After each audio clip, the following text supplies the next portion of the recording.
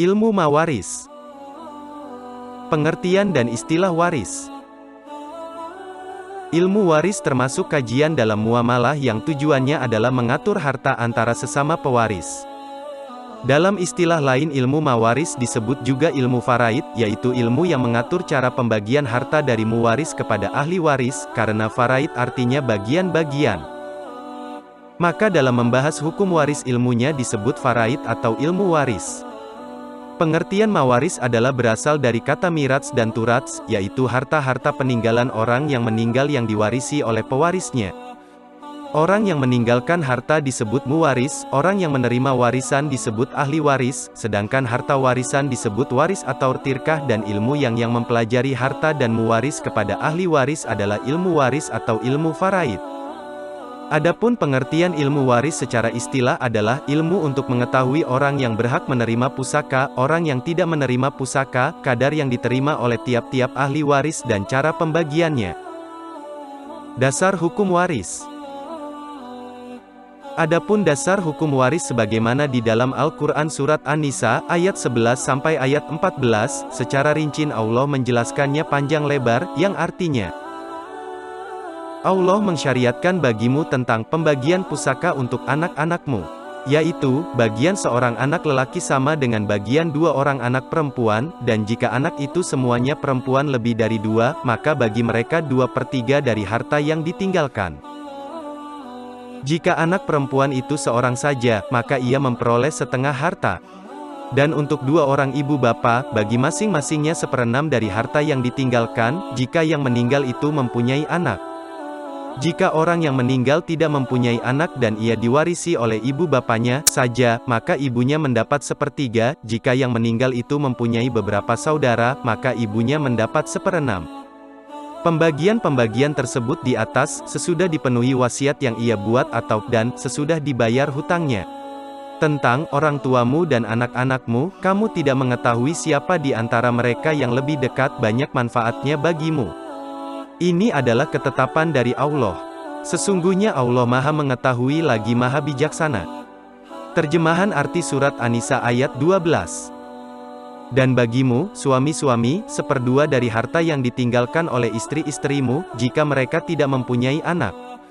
Jika istri-istrimu itu mempunyai anak, maka kamu mendapat 1/4 dari harta yang ditinggalkannya sesudah dipenuhi wasiat yang mereka buat dan sesudah dibayar hutangnya. Para istri memperoleh 1/4 harta yang kamu tinggalkan jika kamu tidak mempunyai anak. Jika kamu mempunyai anak, maka para istri memperoleh 1/8 dari harta yang kamu tinggalkan sesudah dipenuhi wasiat yang kamu buat dan sesudah dibayar hutang-hutangmu. Jika seseorang mati, baik laki-laki maupun perempuan yang tidak meninggalkan ayah dan tidak meninggalkan anak, tetapi mempunyai seorang saudara laki-laki, seibu saja, atau seorang saudara perempuan, seibu saja, maka bagi masing-masing dari kedua jenis saudara itu 1/6 harta. Tetapi jika saudara-saudara seibu itu lebih dari seorang, maka mereka bersekutu dalam yang 1/3 itu, sesudah dipenuhi wasiat yang dibuat olehnya atau sesudah dibayar hutangnya dengan tidak memberi mudarat kepada ahli waris. Allah menetapkan yang demikian itu sebagai syariat yang benar-benar dari Allah, dan Allah Maha Mengetahui lagi Maha Penyantun. Terjemahan arti surat An-Nisa ayat 13. Hukum-hukum tersebut itu adalah ketentuan-ketentuan dari Allah. Barang siapa taat kepada Allah dan Rasul-Nya, niscaya Allah memasukkannya ke dalam surga yang mengalir di dalamnya sungai-sungai, sedang mereka kekal di dalamnya, dan itulah kemenangan yang besar. Terjemahan arti surat An-Nisa ayat 14. Dan barang siapa yang mendurhakai Allah dan Rasul-Nya dan melanggar ketentuan-ketentuannya, niscaya Allah memasukkannya ke dalam api neraka sedang ia kekal di dalamnya, dan baginya siksa yang menghinakan. Sebab-sebab mewarisi atau mempusakai harta. Adapun sebab-sebab mempusakai harta warisan adalah sebagai berikut. 1. Hubungan nasab, yaitu hubungan keturunan, baik ke atas, seperti ayah, ibu, kakek, nenek, maupun ke bawah, seperti anak, cucu dan seterusnya. Pada dasarnya asal-usul dari hubungan nasab itu adalah ahli waris dan berhak atas harta warisan, tetapi yang paling dekat itulah yang dapat bagian, seperti bapak dan kakek, maka bapaklah yang berhak mendapatkan bagian, sedangkan kakek terhalang oleh bapak, atau anak dengan cucu, maka anak mendapat bagian, sedangkan cucu terhalang oleh anak, dan seterusnya. 2. Hubungan perkawinan, ahli waris yang mendapatkan waris dari hubungan perkawinan adalah suami atau istri. Jika yang meninggal suami, maka istri dapat bagian dari suaminya, karena hubungannya melalui perkawinan dan begitu juga sebaliknya. 3. Memerdekakan budak. Seorang majikan yang memerdekakan budak, jika budak yang dimerdekakan tadi meninggal dunia dan meninggalkan harta, maka dia dapat menjadi ahli warisnya, karena hubungan memerdekakan, tetapi hal tersebut tidak dapat terjadi sebaliknya, yaitu jika yang memerdekakannya lebih dahulu meninggal dunia, maka yang dimerdekakan tidak dapat warisan, karena bukan darah dagingnya. 4. Hubungan keislaman, yaitu jika muwaris meninggal dunia tidak mempunyai ahli waris atau disebut kalalah, maka hartanya dibagikan berdasarkan hubungan keagamaan, yaitu Islam. Zawil furud. Zawil furud adalah ahli waris yang berhak mendapatkan bagian tertentu, seperti 1/2, 1/3, 1/4, 1/6, 1/8 dan 2/3. Ahli waris tersebut laki-laki atau perempuan, seperti anak perempuan, cucu perempuan, ibu, bapak dan lain-lain. Adapun ahli waris di kalangan perempuan adalah 1. Anak dan cucu perempuan. 2. Cucu perempuan dari anak laki-laki. 3. Ibu. 4. Nenek dari bapak. 5. Saudara perempuan sekandung. 6. Saudara perempuan sebapak. 7. Saudara perempuan seibu. 8. Istri. 9. Yang memerdekakan. Adapun ahli waris dari laki-laki adalah 1. Anak laki-laki. 2. Cucu laki-laki dari anak laki-laki. 3. Bapak. 4. Kakek. 5. Saudara laki-laki sekandung. 6. Saudara laki-laki sebapak. 7. Saudara laki-laki seibu. 8. Anak laki-laki dari saudara laki-laki sekandung. 9. Anak laki-laki dari saudara sebapak. 10. Saudara laki-laki sekandung dari bapak. 11. Saudara laki-laki sebapak dari bapak. 12. Anak laki-laki dari saudara bapak sekandung. 13. Anak laki-laki dari saudara bapak sebapak. 14. Suami. 15. Yang memerdekakan. Jika ahli waris ada semua, baik dari pihak perempuan maupun dari pihak laki-laki, maka yang mendapatkan bagian adalah 1. Anak perempuan. 2. Anak laki-laki. 3. Ibu. 4. Bapak. 5. Suami atau istri. Ashabah.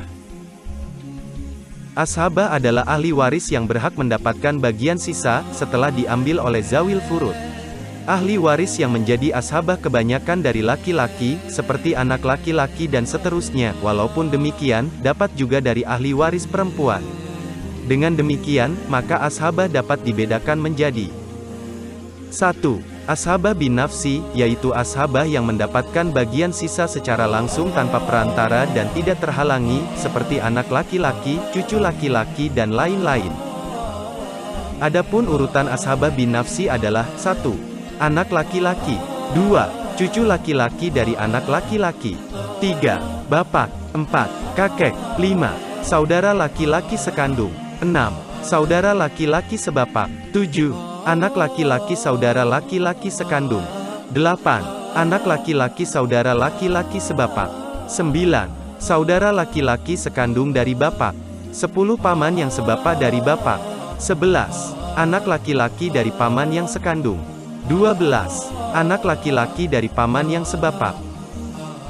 2. Ashabah bil gair, yaitu ashabah yang mendapatkan bagian sisa karena bersama-sama dengan ahli waris lain yang tidak sejenis, seperti anak perempuan yang bersamaan dengan anak laki-laki. Adapun ashabah bil gair adalah 1. Anak perempuan jika bersama dengan anak laki-laki. 2. Cucu perempuan jika bersama dengan cucu laki-laki. 3. Saudara perempuan sekandung, jika ada saudara laki-laki sekandung. 4. Saudara perempuan sebapak, jika ada saudara laki-laki sebapak. 3. Ashabah ma'al gair, yaitu ahli waris yang menjadi ashabah karena bersamaan dengan ahli waris perempuan, sejenis dan sederajat. Adapun urutan ashabah ma'al ghair adalah 1. Dua saudara perempuan atau lebih yang sekandung. 2. Dua saudara perempuan atau lebih yang sebapak. 3. Dua saudara perempuan atau lebih yang seibu. Tirkah. Tirkah adalah harta peninggalan muwaris orang yang meninggal setelah dikurangi oleh 1. Biaya pemakaman. 2. Utang piutang. 3. Zakat mal dan fitrah. 4. Wasiat. Tirkah juga dapat dipisahkan dari harta bawaan istri, kecuali jika semua harta dijadikan harta gonogini, maka setelah dikurangi 4 hal di atas itulah tirkah yang sesungguhnya. Namun, masih ada yang perlu diperhatikan, yaitu penghalang yang dapat menyebabkan seseorang kehilangan haknya. Hal itu disebut hijab. Hijab. Dalam ilmu waris ada 2 macam hijab atau penghalang memperoleh warisan. Adapun hijab dibagi menjadi 2, yaitu 1. Hijab nuskon, yaitu penghalang yang bersifat mengurangi bagian yang sudah ditentukan. Penghalang ini bersifat kondisional, terkadang mengurangi bagian, walaupun terkadang menutupi seluruh bagian dari ahli waris. 2. Hijab hirman, yaitu penghalang yang dapat menghilangkan seorang ahli waris untuk mendapatkan bagian warisnya secara tetap. Adapun yang termasuk hijab hirman adalah 1. Berbeda agama. 2. Pembunuhan terhadap muwaris atau ahli waris lain. 3. Murtad. Jika 3 hal itu terdapat pada ahli waris, maka ahli waris dapat kehilangan hak warisnya secara tetap. Aul.